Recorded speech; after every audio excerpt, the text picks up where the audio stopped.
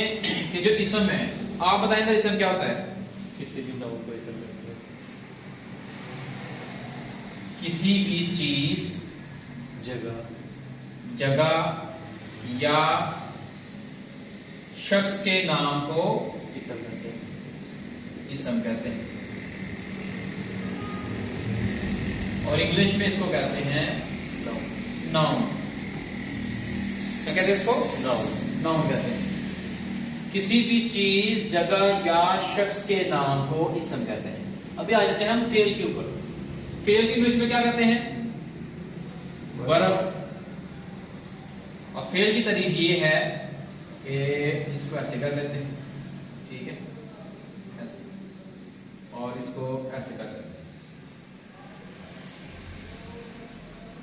किसी भी, आप बताएं जरा फेल की तारीफ जो है। किसी भी काम को